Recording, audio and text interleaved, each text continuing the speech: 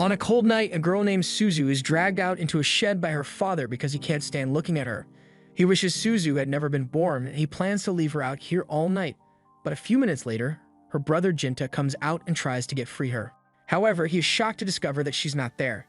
He frantically runs around the village looking for Suzu, and he eventually finds her as she is crossing a bridge to leave the village. He rushes over to her and apologizes for not being able to protect her from their father's abuse, because he will just get in trouble if he tries to protect her. Suzu was born with a demon eye, and this is feudal Japan, so she has been labeled as a cursed child and is treated like a worthless pest. She knows there's no way she can live a normal life with an eye like this, so she tells Jinta to just go home without her. Jinta stands there for a moment, contemplating his next move, and eventually, he decides that he loves his sister more than the rest of the family, so he takes her hand and asks her to run away with him. Together, they flee their old home, but it's still raining, so it's starting to get really cold out here. They have nowhere to go for shelter, so Jinta takes Suzu to the remains of an old building, and the two huddle up together to try to conserve body heat. Suzu has already fallen asleep and Jinta is about to pass out as well, but before he does, he notices a man approaching them, and he says something about taking them in. By the time Jinta wakes up, he finds himself being carried by the man with Suzu walking alongside him. The man is relieved to see that Jinta is finally awake, so he sets him down and they continue walking until they get to the man's village. The village is mostly inhabited by blacksmiths who specialize in forging katanas, so everyone is hard at work right now. The man leaves Jinta and Suzu to his house, and as soon as he opens the door, his daughter runs out to greet him. She is happy to see him, but she's also curious about the two kids standing behind him, so the man tells her that Jinta and Suzu will be living with them from now on. He asks his daughter if she's okay with that, and she actually seems thrilled by the idea since that means she'll have friends to play with. She walks up to Jinta to introduce herself as Shirayuki, and she hopes all three of them can get along with each other from now on. That night, Jinta is having trouble getting to sleep, so Motoharu asks him if something is wrong. Motoharu is currently cleaning his sword, so Jinta asks him if he is a samurai, but Motoharu says he is actually a sentinel, so his job is to keep important people and places safe.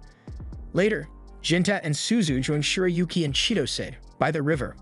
On the way home, Jinta asks about Shirayuki's mother, Yokaze, who helped him and Suzu stay in the village.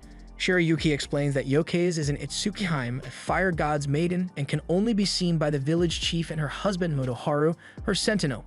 The next day, Jinta trains with Motoharu, but as a novice in sword fighting, he's easily knocked to the ground without Motoharu breaking a sweat.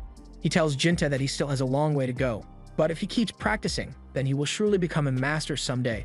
Years go by and Jinta has become the new sentinel of the Shrine Maiden, so he is attending a meeting between all the village officials and the Shrine Maiden. She is hidden behind a curtain so no one can see her directly, and as the meeting begins, she commends Jinta for his excellent demon-slaying abilities. He tells her he is just doing his job by keeping this village safe, and the most recent demon he encountered tried using a human form to sneak into the village. One of the officials starts getting nervous once Jinta says this, and the others ask if he has any idea why a demon would want to sneak into the village. One official suggests that the demon may be after the Shrine Maiden, because legend has it that if a demon eats the liver of a Shrine Maiden, it will become immortal. But it might also be after the Sacred Yurei sword. It has been passed down by the Shrine Maidens for generations, and it is quite important, so it would make sense for the demons to be after it. One of the officials mentions that the Yurei sword was created by one of the best blacksmiths known to man, and it is said to have mystical powers imbued within it. If the demons are truly after the Yurei blade, then it could spell trouble for the entire village, so the chief tells everyone to remain vigilant. But Kivamasa says there's nothing to worry about because both he and Jinta are in charge of guarding the Shrine Maiden. But he personally thinks Jinta isn't qualified for the job. Jinta and Kiyomasa are about to start arguing, but the chief and the Shrine Maiden tell them to quiet down. The meeting is now over, so everyone leaves the shrine except Jinta because it's his job to guard the Shrine Maiden. Now that they are alone, the Shrine Maiden comes out of her room, and it turns out to be Shirayuki. Jinta asks her what she's doing because a Shrine Maiden shouldn't allow herself to be seen so carelessly, but she and Jinta have been best friends for ages, so she sees no need for formalities. She tells him that Suzu is here too, but the shrine is supposed to be off limits to regular people, so she really shouldn't be here. Suzu doesn't look like she's grown up at all in the past few years, and when Jinta and Shirayuki wake her up, she is elated to see her big brother again. Jinta has been so busy with demon slaying that she barely ever gets to see him, but while he is happy to see her too, he scolds Suzu for coming here since the shrine is off limits. She doesn't understand why she can't visit Shirayuki, But Jinta gets to see her whenever he wants, but rules are rules, so Jinta tells her to go back to their house. After Suzu leaves, the chief soon returns to the shrine, and he has something important he has to discuss with Shirayuki, so he asks Jinta to give them some privacy. Jinta initially refuses because it is his duty as Shirayuki's sentinel to be by her side at all times, but Shirayuki tells him he can take the day off. So Jinta eventually relents and heads home for the day. Meanwhile, outside the village, two demons have set their sights on Suzu because of her demon eye. That evening, Shirayuki sneaks out of the shrine and meets up with Jinta because she has something important she wants to tell him. When the chief came to speak with her earlier, he told her that she should focus on producing an heir to replace her in case she ends up being killed by the demons. It sounds morbid, but the chief is right, so Shirayuki needs to get married soon, and it was decided that she will marry Kiyomasa, mostly because he is the son of the chief and will eventually become the new chief of the village. Jinta isn't sure how he should feel about the news, and Shirayuki isn't happy about it either. She admits that she is in love with Jinta, and honestly, she snuck out here fully intending to ask Jinta to run away with her and start a new life, but she knows he would never agree to that. Jinta took an oath to protect this village and trained for years to become strong enough to defend it. And Shirayuki took the same oath when she became the village's shrine maiden, so if they were to run away now, it would be an insult to everything they have worked for. More time passes and Jinta is once again called into a meeting where he is informed of a demon sighting out in the forest. He is tasked with slaying the demon, so he prepares to head out immediately. However, before he leaves, Kiyomasa stops him. He knows Jinta must have heard the news about Shirayuki getting married to him, so he doesn't understand why Jinta is acting like he's not upset. Jinta tells him there's nothing to be upset about because the only things that matter to him are the safety of his shrine maiden and the village. The crazy thing about this is that Kiyomasa isn't even trying to gloat about marrying Shirayuki. He knows Jinta is in love with Shirayuki, and she's in love with Jinta, so it just feels messed up for him to marry her. But Jinta has already made his decision, so he leaves the village to complete his mission. Once he makes it out into the forest, Jinta is suddenly attacked by the bulky demon.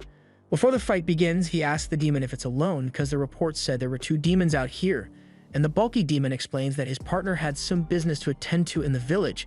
That doesn't sound good, but Jinta is going to have to deal with this guy first before he can head back to deal with the second demon. He dashes forward, and with a heavy swing, he is able to sever one of the demon's arms, but the demon keeps attacking, so he is forced to back away. The demon picks up its severed hand, and it isn't even upset about losing it. He is just impressed that Jinta was skilled enough to cut it off. Meanwhile, in the village, Suzu is confronted by the demon baddie, and she is absolutely terrified. The demon tells Suzu that there's no need to be so frightened because Suzu is a demon just like her, but Suzu refuses to believe it. The demon takes one look at Suzu and realizes that her love for Jinta must be keeping her from becoming a full demon, and she finds it quite oppressive because Jinta must have showered Suzu with constant love and affection to make her such a good person. Suzu loves Jinta with all her heart, so hearing the demon praise Jinta puts her at ease. Now that Suzu is no longer scared of her, the demon tries to convince Suzu to use her powers to help her.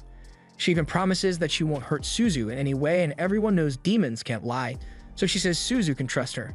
However, Suzu rejects her offer because there's a chance that the demons might hurt Jinta. The demon girl can't deny that, so she tries using a different method to convince Suzu and shows her a vision. The vision shows Shirayuki undressing and getting ready to take back shots in the shrine. And seeing this makes Suzu sick, but because of the back shots, but because it wasn't Jinta giving them to her.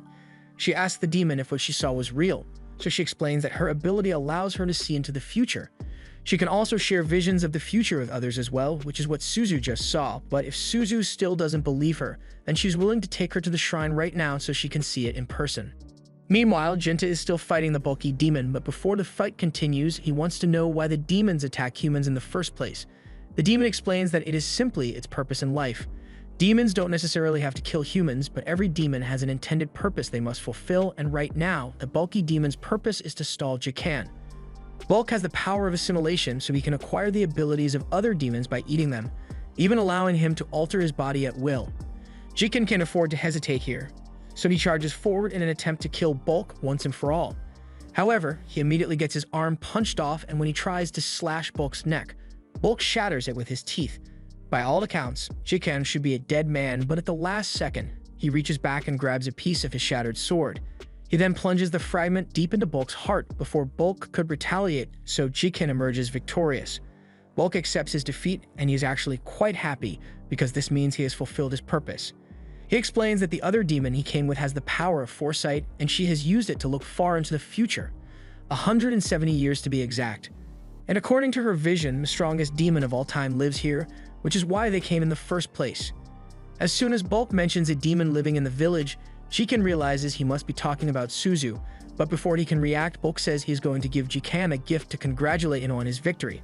A second later, Bulk's severed arm grabs Jiken's head and begins squeezing him until he passes out. Meanwhile, over in the shrine, Kiyomasa is on top of Shirayuki.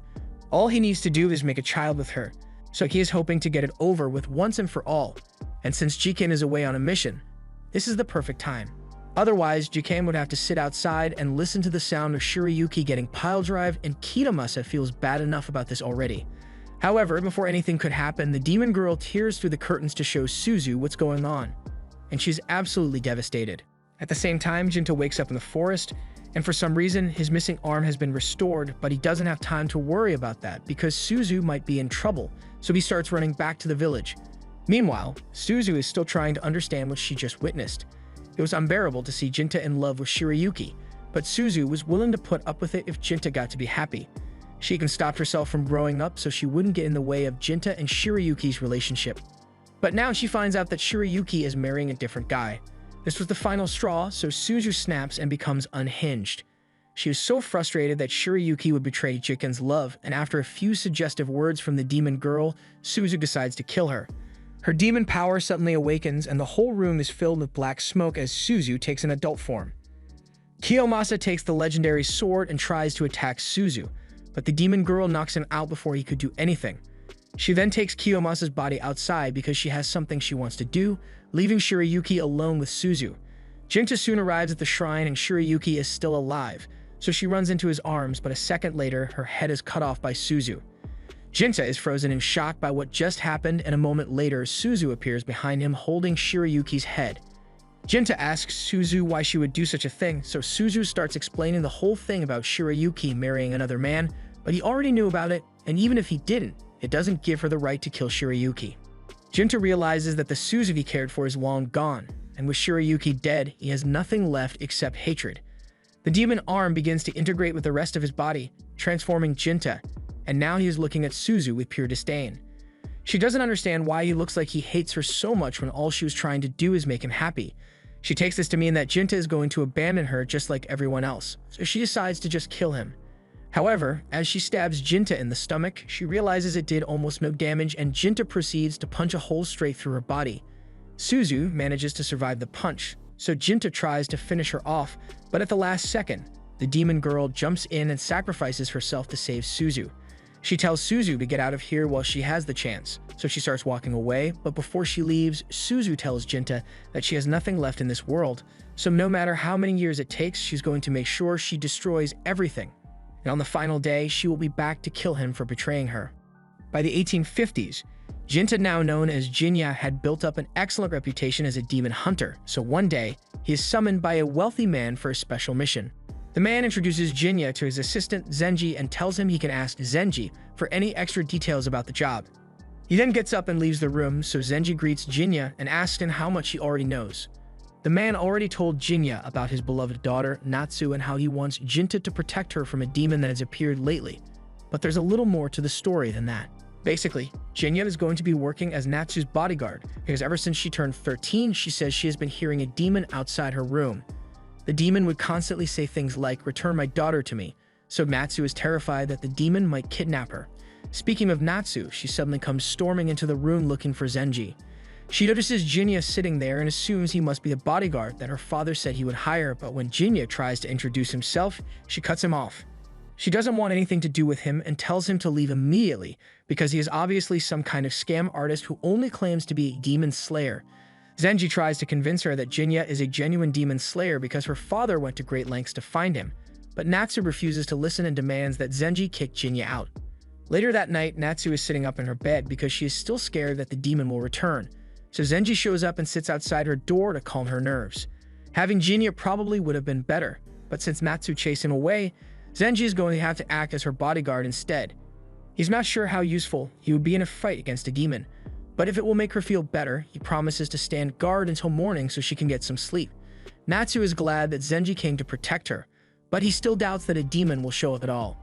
Natsu is disappointed to hear that Zenji doesn't fully believe her, and it was the same with her father, because why else would he hire a shady samurai to slay a demon?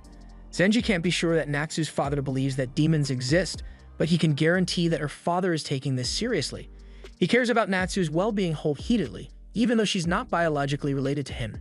Just then, Natsu hears the demon's voice again, and it sends shivers down her spine.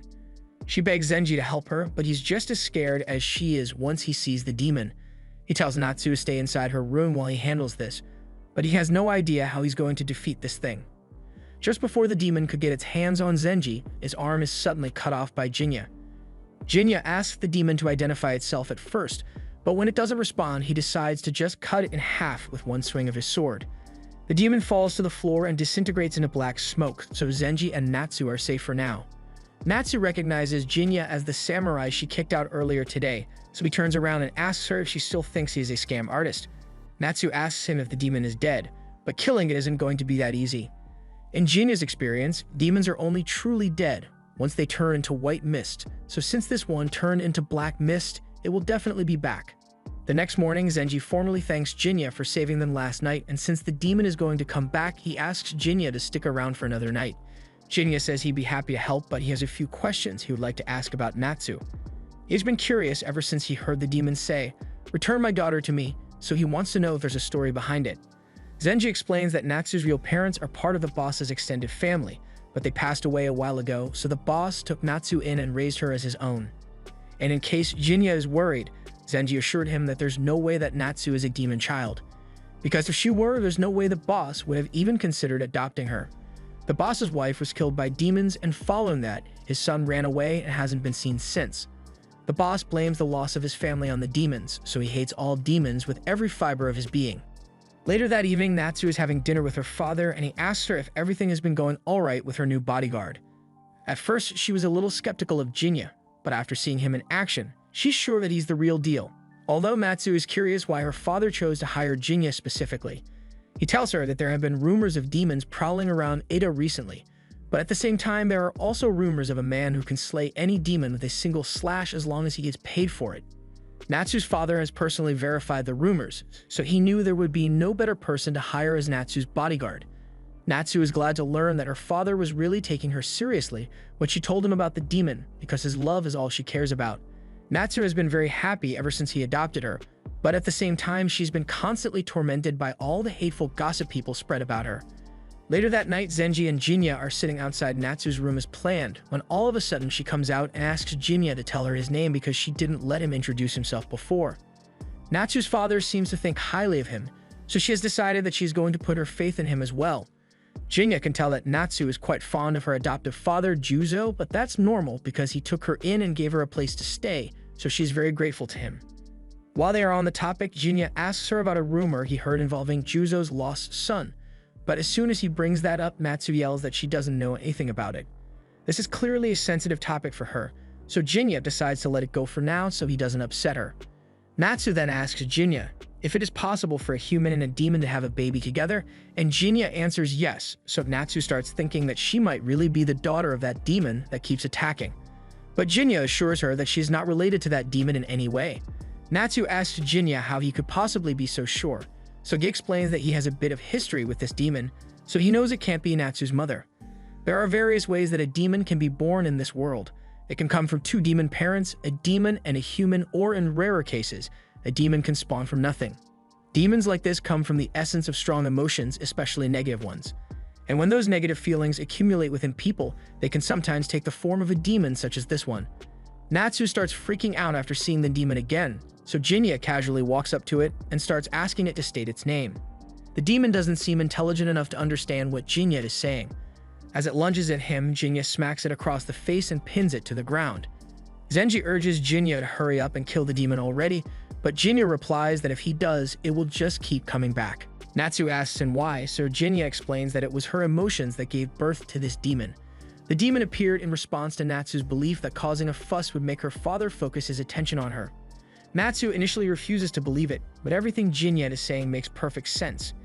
She wanted something to make her father treat her like a real daughter, and all of a sudden, a monster appeared to make that happen. Jinya tells her that the only way this demon will ever go away is if she regains control over her feelings, but Natsu doesn't know how she's supposed to do that.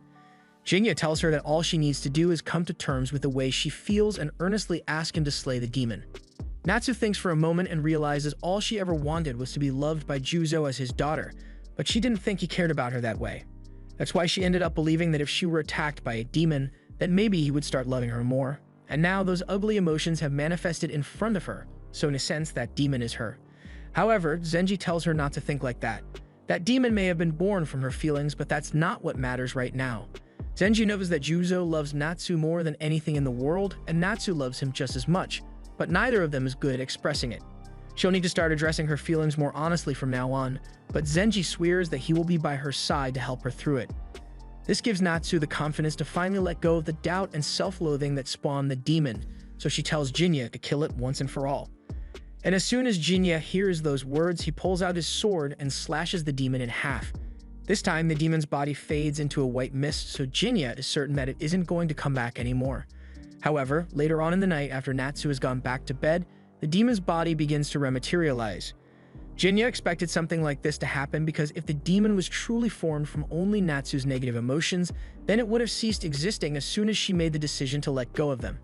That means the emotions of someone else were mixed into this demon, and as far as Jinya knows, there's only one other person in this region who had the potential to be a demon, and that was Juzo's dead wife. With Natsu's negative emotions gone, the demon is struggling to keep its shape, but the daughter it keeps calling out for isn't Natsu, it's Suzu. That means Jinya is Juzo's missing son, and this demon is his and Suzu's mother. To be perfectly honest, Jinya has no clear memories of what his mother was like when she was still alive, but he is sad that things ended up this way. And all he can do now is put an end to his mother's suffering, so she can finally move on. The next morning, Jinya is set to leave, so Zenji and Natsu come out to thank him again for all his help. Jinya tells them there's no need to thank him because he already got his reward, and besides, this is his way of making amends. Natsu doesn't understand what he means, so Jinya explains that getting older has allowed him to reflect on his actions in the past. While he believed he was doing the right thing by running away with Suzu back then, he never stopped to consider how his actions would affect his father or the world for that matter. Natsu still doesn't understand what he's talking about, so Jinya just tells her to appreciate the kindness that her father shows her. He then starts walking away, and a few moments later, Juzo comes out. Zenji asks why Juzo didn't come out to thank Jinya as well, but he didn't see a reason to, because he knew from the moment that Jinya arrived that he would be able to get the job done. Zenji wonders why Juzo would have so much faith in a random demon slayer, but Juzo says it's perfectly normal for a parent to have faith in their child. The others still haven't figured out that Jinya is Juzo's son, and Juzo doesn't intend to explain it to them, so he tells Zenji to get back to work already or he's going to be demoted. Zenji doesn't want that, so he leaves to go do his job, and Juzo starts leaving as well, but before he does, Natsu has something she wants to say. She asks him if there's anything she can do to help out, but Juzo is curious as to why she would ask. She explains that Jinya told her she should repay Juzo for his kindness, and Juzo is happy to know that Jinya still thinks of him as a good person, but he tells Natsu that she doesn't need to worry about repaying him because the best way a child could ever make their parent happy is by living a long and happy life. This was the end of episode 2. Subscribe to not miss the next part.